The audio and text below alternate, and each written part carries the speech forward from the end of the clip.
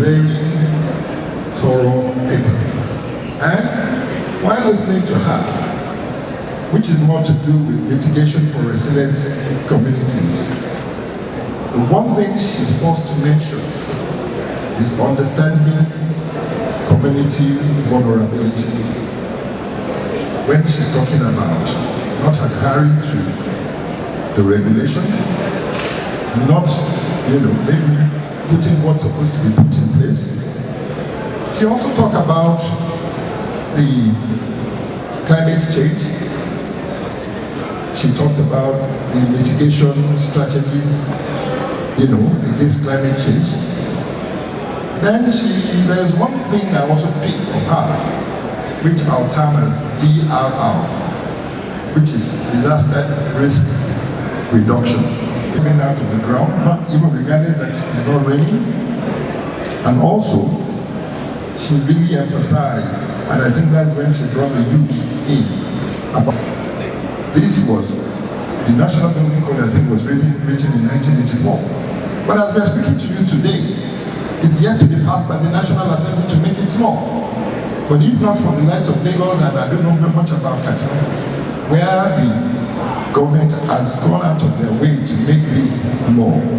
And also, she made mention of community engagement and capacity building. Also, in a paper delivery, she made mention of policy, governance, and regulation, and more or less talking about technology innovation.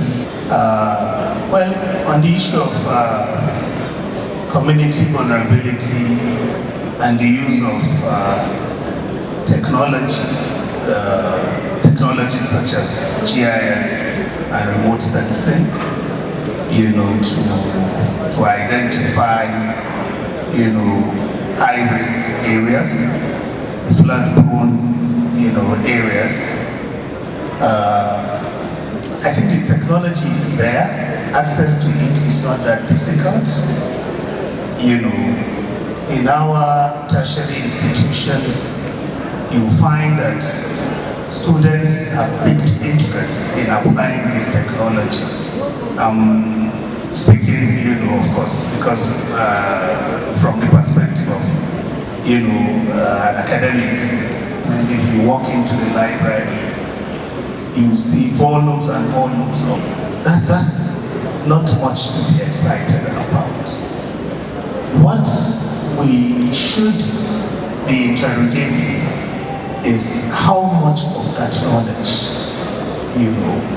how much of that data, that we have, collected by our students, archived in our different libraries, either in the departments or the faculties. How much of all of that information do we actually take and put into issues surrounding early warning systems?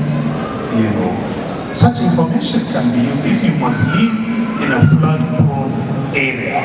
Such information can actually be used, to tell you when to vacate, that barriers that we have to create, which, as I was talking about, the development around the riverine areas should be 100 meters away from the river. So you do that, the first 100 meters should definitely be vegetative. Planting trees, grass, and so on. And we also have a green roof, which some people, I think, plant green, to the balconies and so on. The time is too short, to show or address all these issues. But these are the simple ways. Because you have a big shoulder, not a big shoe. Big shoulder, and I believe like Kadaf 04 will be greater than this. Congratulations.